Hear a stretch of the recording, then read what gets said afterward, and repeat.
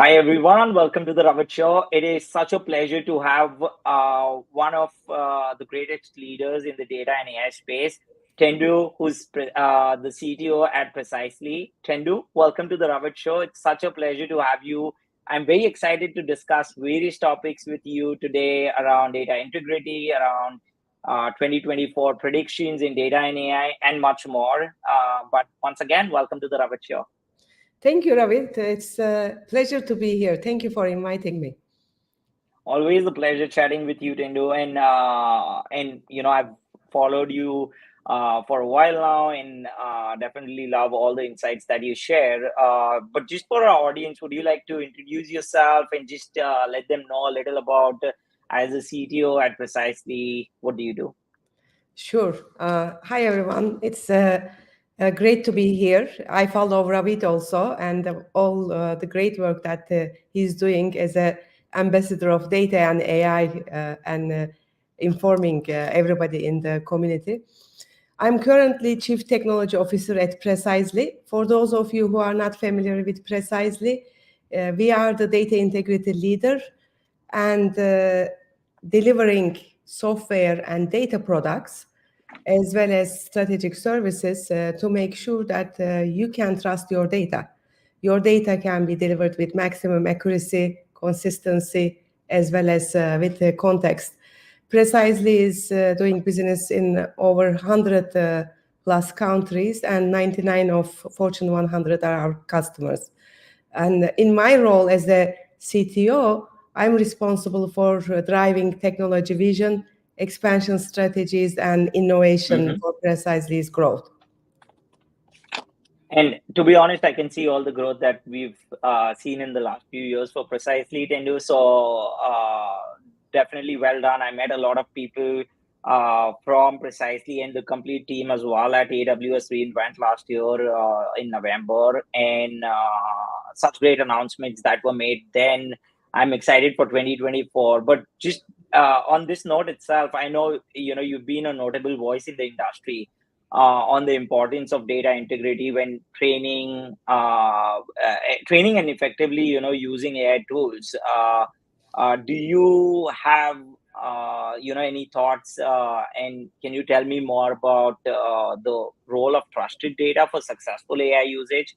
I'm pretty sure the audience would love to learn a little about that as well. Absolutely. Ravit, as we know that for any analytics or business insights, we need trusted data. When it comes to AI, when it comes to even traditional AI techniques like machine learning, and now with generative AI as well, it's very important that the data is integrated, all relevant and critical data is included, and it's delivered with high quality, standardized, deduplicated, cleansed, and also anything that may help for those insights to be added from additional data sources. Let's take customer 360 use case that our audience can be familiar with, a better understanding of the customer. If we don't train these models or use trusted data for inference, then we are talking about poor model performance. We are talking about bias, because lack of representative data and lack of critical data will lead to bias.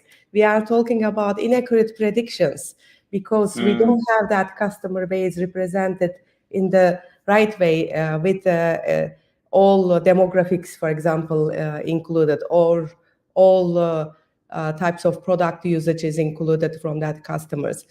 And then when we don't standardize or cleanse that data, deduplicate, and deliver it with high accuracy and completeness, consistency, again, it's leading to both poor model performance as well as poor outcomes. That's the implication.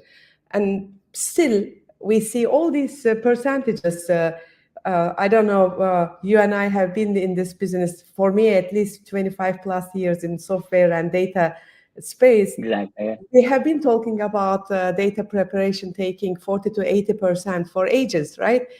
for data scientists, for data engineers, you name it. This has been a challenge. So it is also impacting the time and the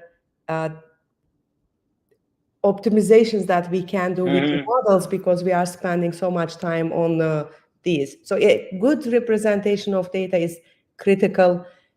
Quality of data is critical, and making sure that for that customer, in addition to what data we have, being able to add, for example, demographics or their geographic location, so we have a deeper understanding of them and their household, also becomes important in that particular example.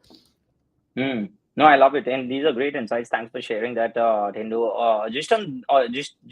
Just on the same point itself, I have a follow-up question. So, what do you think are the implications of not investing in better data now, as we've seen AI growing massively in last 1.5 years, I guess? Do you have any implications that you would like to share? We talked about a couple of them, but I think I will just highlight. Bias is a big one.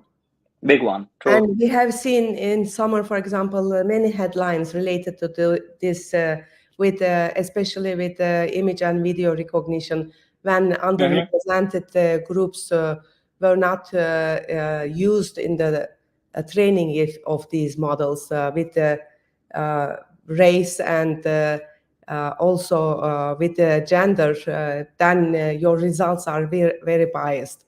So that's one aspect of it.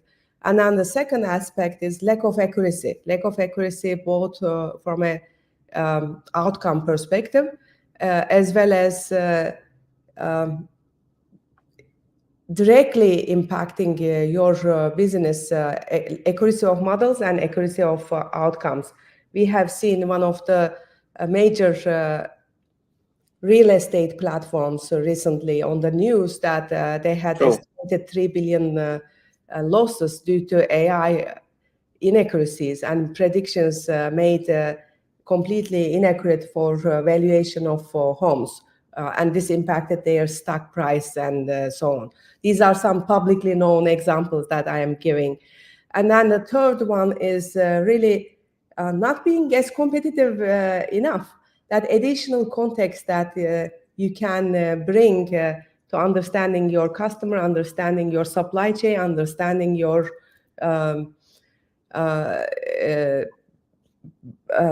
analytics is very important, because if you don't have that, you are lacking your market competitive offering, because you have a limited view of your outcome, whether it's customer or whether it's product or whether it's market. You are not bringing every single information that will be important and relevant to get better insights. Those are some of the implications. And it takes risk, especially in this highly regulated environment many of the enterprises live, it creates risks.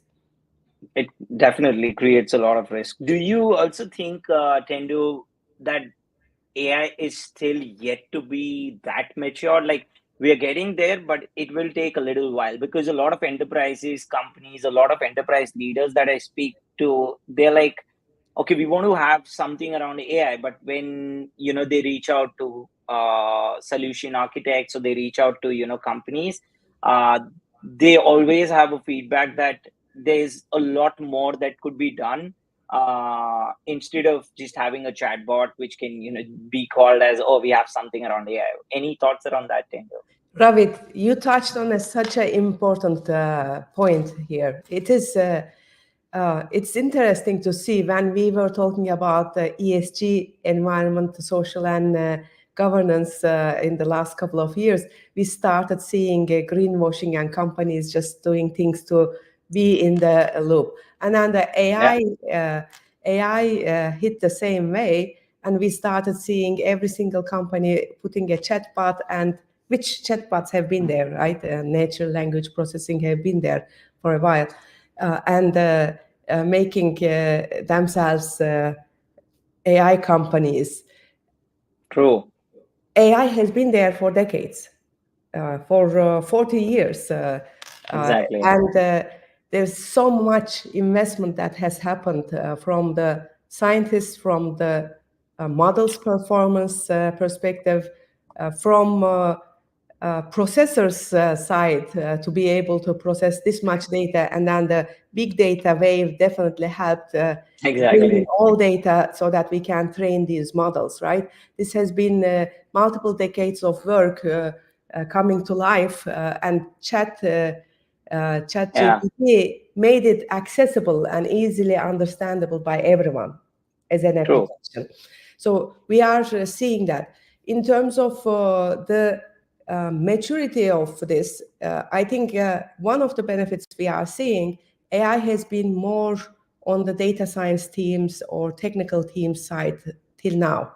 Of course, financial services, insurance, they have been heavily using, and also retail have been using AI over these last couple of decades.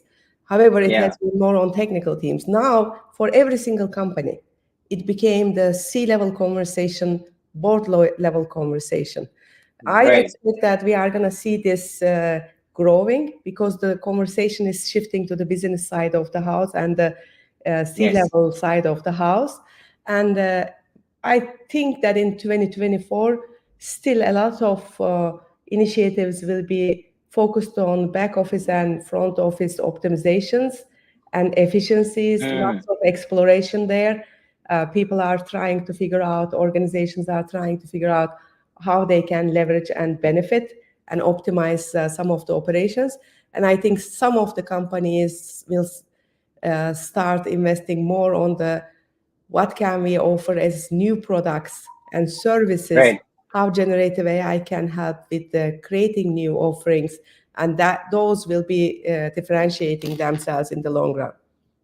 Yeah, no, I love it. And these are great insights. Just on the topic itself, I know it's already been a month since we are in 2024, and we've been hearing such massive announcements happening in AI already. And I think AI is such a fast moving space that, if people go on vacations and they come after, say, 72 hours or after 5 days, and they have so much to catch up.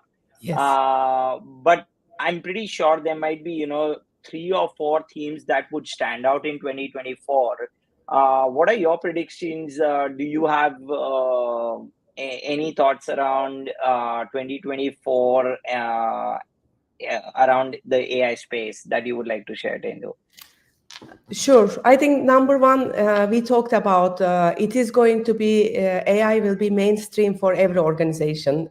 We had recently seen that in Davos World Economic Forum, discussions were all centered around AI, right? It's becoming really the conversation for any forum that interests the world and the global economy. So that's number one. The conversation will shift the business side of the house, and the C-level will be paying attention to that. With that, in the process, businesses will also increasingly realize that data is central to their AI success. So number two expectation that I have is that organizations actually will be more intentional about their data strategy, and they will be more intentional about integrated data, bringing all structured and unstructured, all critical data from transactional systems and on-prem and cloud, so they can have a complete view of that data. And the trust will be very important, where we talked about the data quality and as well as bringing the additional context. And then the third piece, I think AI and data governance together will become mainstream. Because as we evolve in these initiatives, data and AI go hand in hand.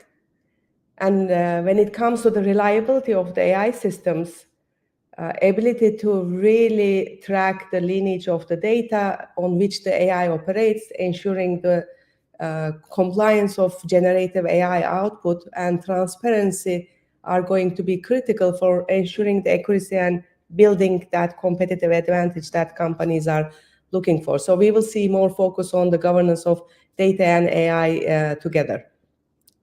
I love it.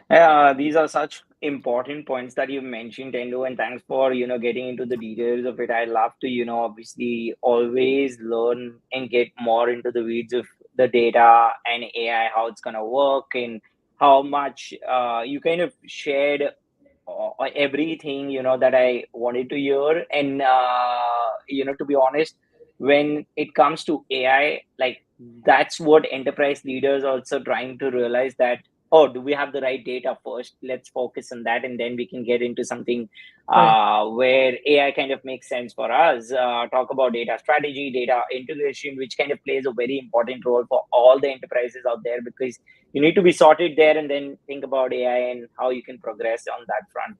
So these were fantastic insights. I'm pretty sure Tendu audience listening to us would love to reach out to you and learn more about how can they have their data strategy sorted or data integration, and also around AI, when is the right time to have those applications ready for their data teams.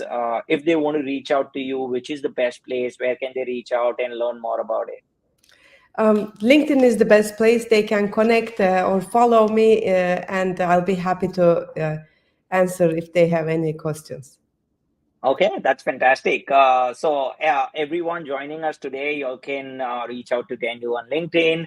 If you all have any other questions around it, feel free to shoot at Tendu, and she'll be happy to answer. But at the same time, any questions during the session, you can always tag Tendu and ask questions in the chat itself, so she can have a look at it and answer when she has the opportunity. But Tendu, this was amazing. Thanks for doing this. I know we are meeting next week in New York, so I'm looking forward to that. But when this go live, we'll definitely have more insight for you guys. So thanks once again for visiting the Ravit Show. It was such a pleasure to host you. Thank you, Ravit. Thank you for having me, and bye, everyone. Thank you, everyone. And